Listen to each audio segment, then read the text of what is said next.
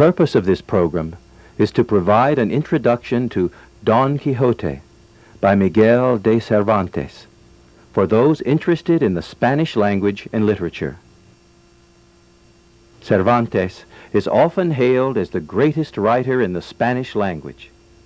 His earliest literary works were a series of plays, 20 in all, written between 1582 and 1587. Only 2 have survived. Cervantes wrote Don Quixote in 1605. It was meant to be a satire of the romances of chivalry which were popular at that time. Later generations have come to see the satire in the work.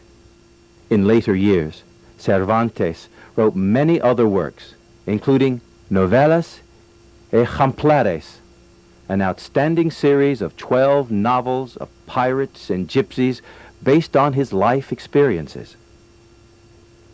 Both the original Spanish and the English translations of the work have the sound and flavor of Shakespeare and Elizabethan England, since Cervantes and Shakespeare lived and wrote around the same time.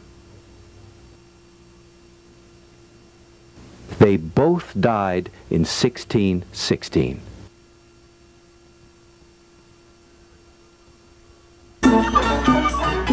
Vivía una vez en un lugar de la Mancha, España, un caballero que se dio por entero a leer viejos libros de caballerías con tanta afición y gusto que olvidó el ejercicio de la caza y la administración misma de su hacienda.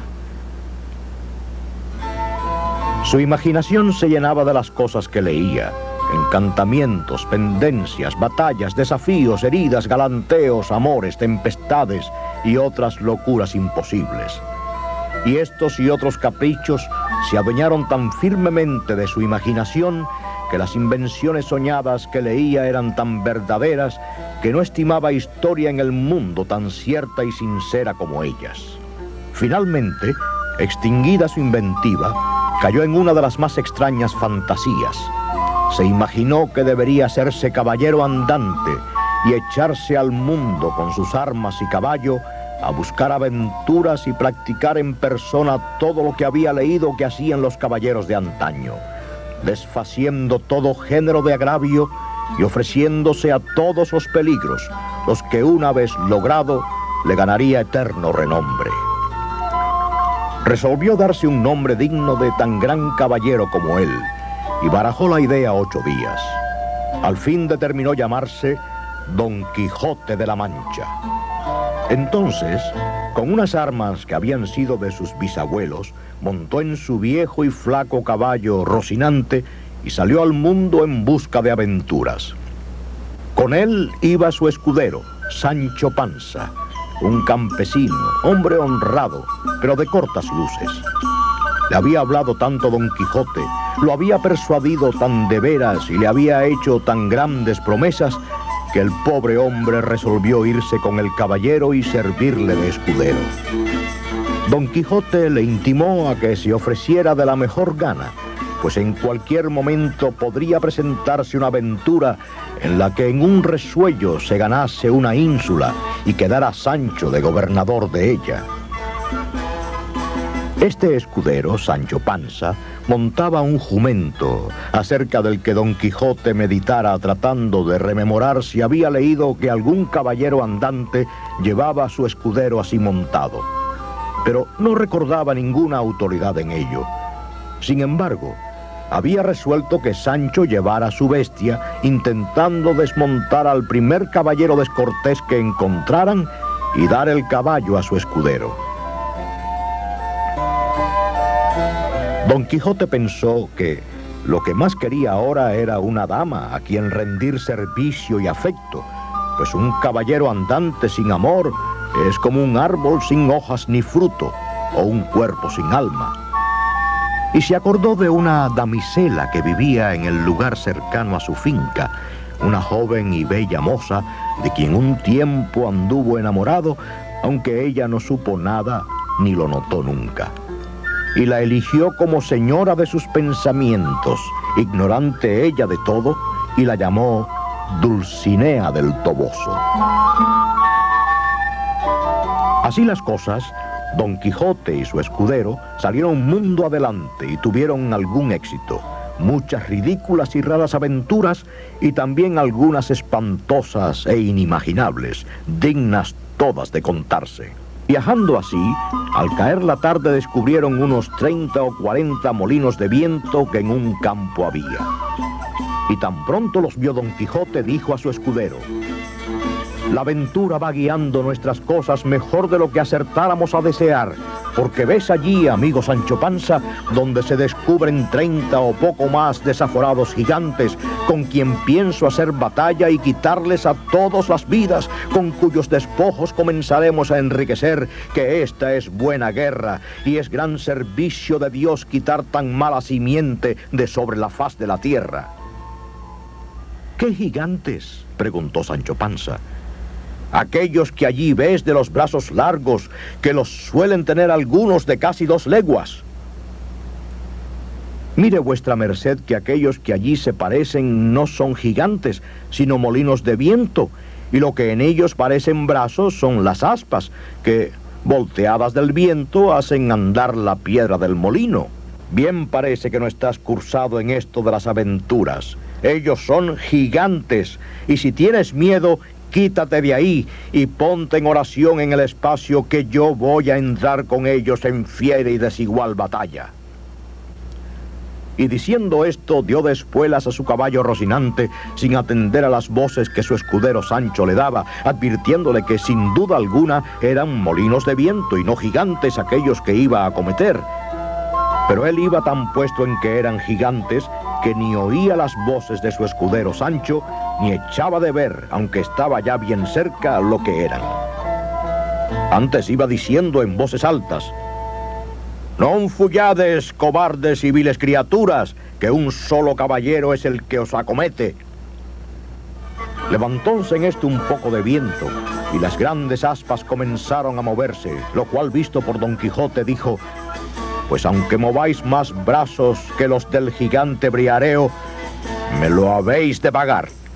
Y diciendo esto, y encomendándose de todo corazón a su señora Dulcinea, pidiéndole que en tal trance le socorriese, bien cubierto de su rodela, con la lanza en el ristre, arremetió a todo el galope de Rocinante y embistió con el primero molino que estaba delante, y dándole una lanzada en el aspa, la volvió el viento con tanta furia que hizo la lanza pedazos, llevándose tras sí al caballo y al caballero, que fue rodando muy maltrecho por el campo. Acudió Sancho Panza a socorrerlo, a todo el correr de su asno, y cuando llegó halló que no se podía menear. Tal fue el golpe que dio con él Rocinante. «Válame Dios», dijo Sancho, «no le dije a vuestra merced que mirase bien lo que hacía, que no eran sino molinos de viento, y no lo podía ignorar sino quien llevase otros tales en la cabeza». «Calla, amigo Sancho», respondió Don Quijote, «que las cosas de la guerra, más que otras, están sujetas a continua mudanza. Cuanto más, viendo que algún mago, tal es su enemistad contra mí, ha vuelto estos gigantes en molinos por quitarme la gloria de su vencimiento, mas al cabo han de poder poco sus malas artes contra la bondad de mi espada». «Dios lo haga como puede», respondió Sancho Panza, y ayudándole a levantar, lo alzó sobre Rocinante.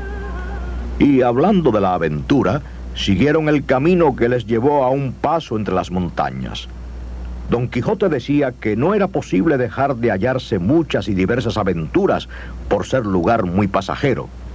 Un día vio Don Quijote que por el camino que iban venía hacia ellos una grande y espesa polvareda, y dijo a Sancho: «Este es el día, oh Sancho, en el cual se ha de ver el bien que me tiene guardado mi suerte. Este es el día, digo, en que se ha de mostrar, tanto como en otro alguno, el valor de mi brazo, y en el que tengo de hacer obras que queden escritas en el libro de la fama por todos los venideros siglos». ¿Ves aquella polvareda que allí se levanta, Sancho? Pues toda es cuajada de un copiosísimo ejército que de diversas e innumerables gentes por allí viene marchando. Y esa cuenta 2 deben de ser, dijo Sancho, porque de esta parte contraria se levanta asimismo otra semejante polvareda. Volvió a mirarlo Don Quijote y vio que así era la verdad, y alegrándose sobremanera, pensó sin duda alguna que eran 2 ejércitos que venían a embestirse y a encontrarse en mitad de aquella espaciosa llanura. La polvareda que había visto la levantaban 2 grandes manadas de ovejas y carneros, que por aquel camino venían en direcciones opuestas y que con el polvo no se echaron de ver hasta que llegaron cerca. Y con tanto ahínco afirmaba Don Quijote que eran ejércitos, que Sancho lo vino a creer, y le dijo: «Señor, pues, ¿qué hemos de hacer nosotros?» «¿Qué?», dijo Don Quijote, «favorecer y ayudar a los menesterosos y desvalidos. Y has de saber, Sancho, que este que viene por nuestra frente le conduce y guía el gran emperador Alifanfarón, señor de la grande isla Trapobanas. Este otro que a mis espaldas marcha es el de su enemigo, el rey de los Garamantas, Pantapolín del arremangado brazo, porque siempre entra en las batallas con el brazo derecho desnudo». «Pues, ¿por qué se quieren tan mal estos 2 señores?», preguntó Sancho. «Quiérense mal», respondió Don Quijote, «porque este Alifanfarón es un furibundo pagano y está enamorado de la hija de Pentapolín, que es una muy fermosa y además agraciada señora y es cristiana, y su padre no se la quiere entregar al rey pagano». «Para mis barbas», dijo Sancho, «si no hace muy bien Pentapolín y que le tengo de ayudar en cuanto pudiere». «En eso harás lo que debes, Sancho», dijo Don Quijote, «porque para entrar en batallas semejantes no se requiere ser armado caballero».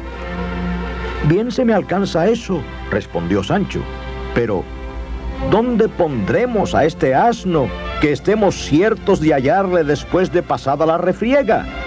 Porque al entrar en ella en semejante caballería, no creo que está en uso hasta agora». Hiciéronlo ansí, y pusiéronse sobre una loma, desde la cual se vieran bien las 2 manadas, que a Don Quijote se le hicieran ejércitos.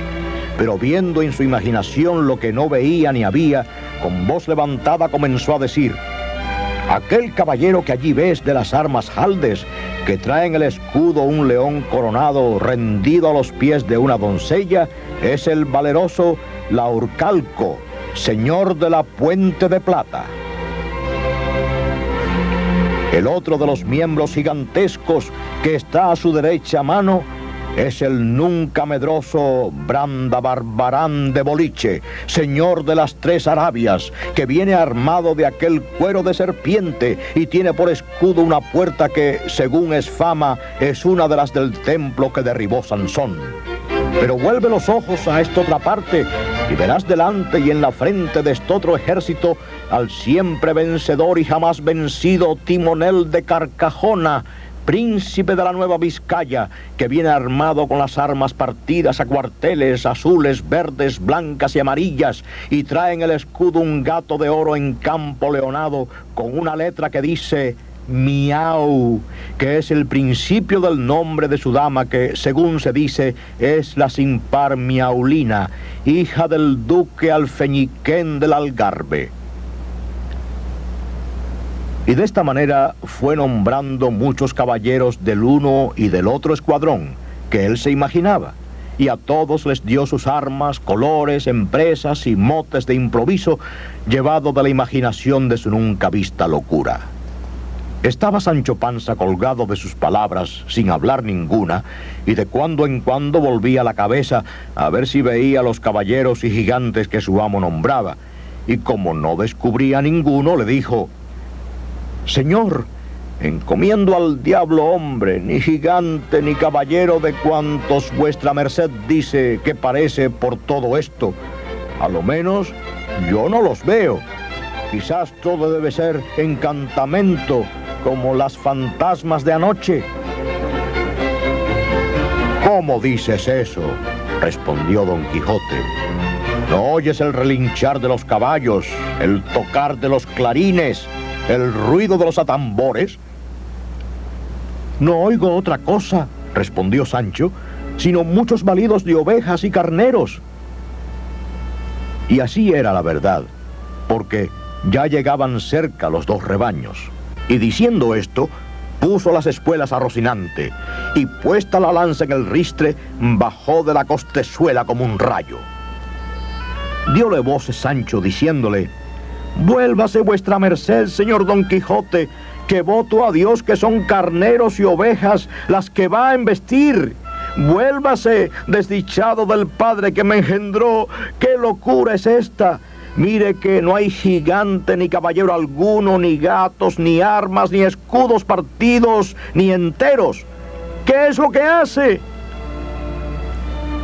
Ni por esas volvió Don Quijote. Antes en altas voces iba diciendo: «¡Ea, caballeros! Los que seguís y militáis debajo de las banderas del valeroso emperador Pentapolín del arremangado brazo, seguidme todos. Veréis cuán fácilmente le doy venganza de su enemigo Alifanfarón de la Trapobana». Esto diciendo, se entró por medio del escuadrón de las ovejas y comenzó de alanceallas con tanto coraje y denuedo como si de veras alanceara a sus mortales enemigos. Los pastores y ganaderos que con la manada venían dábanle voces que no hiciese aquello, pero viendo que no aprovechaban, desciñéronse las ondas y comenzaron a saludalle los oídos con piedras como el puño. Pero Don Quijote no se curaba de las piedras. Antes, discurriendo a todas partes, decía: «¿A dónde estás, soberbio Alifanfarón? Vente a mí, que un caballero solo soy, que desea de solo a solo probar tus fuerzas y quitarte la vida, en pena de la que das al valeroso Pentapolín». Llegó en esto una peladilla de arroyo y, dándolo en un lado, le sepultó 2 costillas en el cuerpo. Viéndose tan maltrecho, creyó sin duda que estaba muerto o malferido y, acordándose de su licor, que creía dotado de algún poder curativo mágico, sacó su alcuza y púsosela a la boca, y comenzó a echar licor en el estómago. Mas que acabase de envasar lo que a él le parecía que era bastante, llegó otra almendra y diole en la mano y en la alcuza tan de lleno que se la hizo pedazos, llevándole de camino 3 o 4 dientes y muelas de la boca, y machucándole malamente 2 dedos de la mano. Tal fue el golpe primero, y tal el segundo, que le fue forzoso al pobre caballero dar consigo del caballo abajo. Llegáronse a él los pastores y creyeron que le habían muerto, y así, con mucha priesa, recogieron su ganado y cargaron de las reses muertas, que pasaban de 7, y sin averiguar otra cosa, se fueron. Estábase todo este tiempo Sancho sobre la cuesta, mirando las locuras que su amo hacía, y arrancábase las barbas, maldiciendo la hora y el punto en que la fortuna se le había dado a conocer. «No le decía yo, señor Don Quijote», exclamó Sancho, «que se volviese, que los que iba a acometer no eran ejércitos, sino manadas de carneros? ¿Cómo eso puede desaparecer y contraser aquel ladrón del sabio, mi enemigo? Sábete, Sancho, que es muy fácil cosa a los tales hacernos parecer lo que quieren, y este maligno que me persigue, envidioso de la gloria que yo había de alcanzar de esta batalla, ha vuelto los escuadrones de enemigos en manadas de ovejas. Sube en tu asno y síguelos bonitamente, y verás cómo, en alejándose de aquí algún poco, se vuelven en su ser primero, y dejando de ser carneros, son hombres hechos y derechos, como yo te los pinté primero. Pero no vayas agora, que he menester tu favor y ayuda». Pronto, sin embargo, iban en camino otra vez, y otra aventura acontecía a Don Quijote y Sancho Panza. En esto comenzó a llover un poco, y quisiera Sancho que se entraran en el molino de unos batanes. Mas habíales cobrado tal aborrecimiento a los molinos Don Quijote, que en ninguna manera quiso entrar.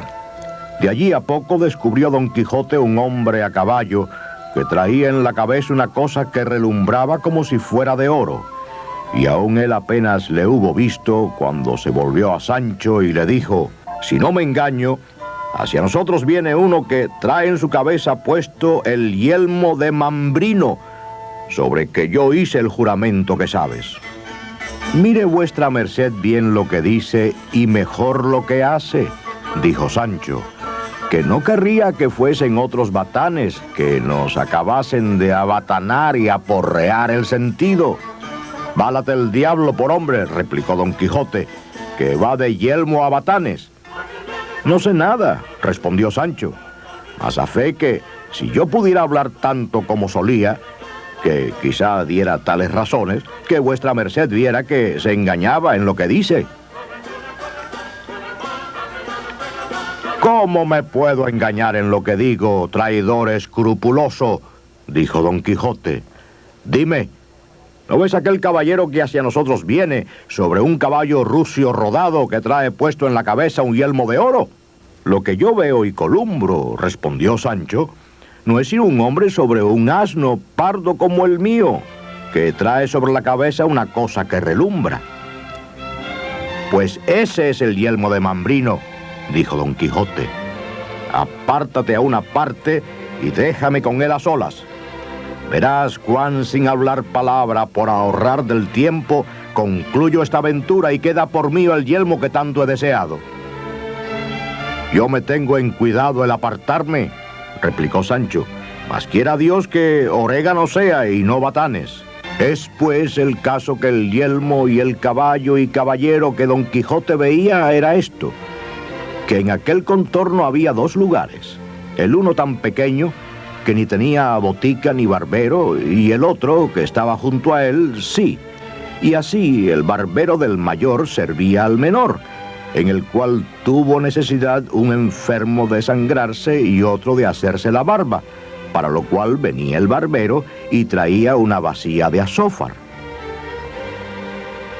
Y quiso la suerte que, al tiempo que venía, comenzó a llover, y porque no se le manchase el sombrero, que debía de ser nuevo, se puso la vasija sobre la cabeza y, como estaba limpia, desde media legua relumbraba. Venía sobre un asno pardo, como Sancho dijo, y esta fue la ocasión que a Don Quijote le pareció caballo rucio rodado y caballero y yelmo de oro, que todas las cosas que veía con mucha facilidad las acomodaba a sus desvariadas caballerías y malandantes pensamientos. Y cuando él vio que el pobre caballero llegaba cerca, sin ponerse con él en razones, a todo correr de Rocinante, le enristró con el lanzón bajo, llevando intención de pasarle de parte a parte. Mas cuando a él llegaba, sin detener la furia de su carrera, le dijo: «Defiéndete, cautiva criatura, o entriégame de tu voluntad lo que con tanta razón se me debe». El barbero, que tan sin pensarlo ni temerlo vio venir aquella fantasma sobre sí, no tuvo otro remedio para poder guardarse del golpe de la lanza, sino fue el dejarse caer del asno abajo. Y no hubo tocado el suelo cuando se levantó más ligero que un gamo y comenzó a correr por aquel llano que no le alcanzara el viento, dejándose la vasija en el suelo. Con la cual se contentó Don Quijote. Mandó a Sancho que alzase el yelmo, el cual, tomándole en sus manos, dijo: «Por Dios que la vasija es buena». Y dándosela a su amo, se la puso luego en la cabeza, rodeándola a una parte y a otra, y dijo: «Sin duda que el pagano a cuya medida se forjó primero esta famosa celada debía de tener grandísima cabeza». Cuando Sancho oyó llamar a la vasija celada, no pudo tener la risa, mas vínosele a las mientes la cólera de su amo y cayó en la mitad de ella. «¿De qué te ríes, Sancho?», dijo Don Quijote. «Ríome», respondió él, «de considerar la gran cabeza que tenía el pagano dueño de este almete, que no semeja sino una vasija de barbero pintiparada». «¿Sabes qué imagino, Sancho?», que esta famosa pieza de este encantado yelmo por algún extraño accidente debió de venir a manos de quien no supo conocer ni estimar su valor. Pero dejando esto aparte, dígame vuestra merced, ¿qué haremos de este caballo rucio rodado que parece asno pardo, que dejó aquí desamparado aquel Martino que vuestra merced derribó? Que, según él puso los pies en polvorosa, no lleva pergenio de volver por él jamás, y para mis barbas, si no es bueno el rucio. Nunca yo acostumbro, dijo Don Quijote, despojar a los que venzo, ni es uso de caballería quitarles los caballos y dejarlos a pie, si ya no fuese que el vencedor hubiese perdido en la pendencia el suyo, que en tal caso lícito es tomar el del vencido como ganado en guerra lícita. Así que, Sancho, deja ese caballo o asno, o lo que tú quieras que sea, que como su dueño nos vea alongados de aquí, volverá por él. Verdaderamente que son estrechas las leyes de caballería, pues no se extienden a dejar trocar un asno por otro, y querría saber si podría trocar los aparejos siquiera. En eso no estoy muy cierto, respondió Don Quijote, y en caso de duda, hasta estar mejor informado, digo que los trueques, si es que tienes de ellos necesidad extrema. Tan extrema es, respondió Sancho, que si fueran para mi misma persona, no los hubiera menester más. Entonces, habilitado con aquella licencia, hizo el cambio y puso a su jumento los aparejos del asno del barbero. Hecho esto, almorzaron y bebieron del agua de un arroyo cercano. Cortada pues la cólera y aún la melancolía, se pusieron a caminar por donde la voluntad de Rocinante quiso, que se llevaba tras sí la de su amo, y aún la del asno, que siempre le seguía por donde quiera que guiaba en buen amor y compañía. Con todo esto volvieron al camino real y siguieron por él a la aventura, sin otro designio que buscar nuevas aventuras. Don Quijote y Sancho entraron en muchas otras andanzas y desventuras, pero, al cabo, trajeron a Don Quijote a su aldea, donde enfermó y murió, soñando siempre que podría salir de nuevo y cabalgar por el mundo y, sin ayuda alguna, seguir desfaciendo entuertos y venciendo al mal. Cosas de qué hablar. ¿Quiénes fueron los personajes principales de esta historia?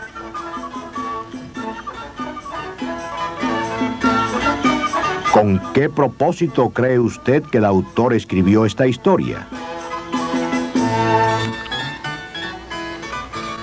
¿Cuál es el significado del episodio con los molinos de viento?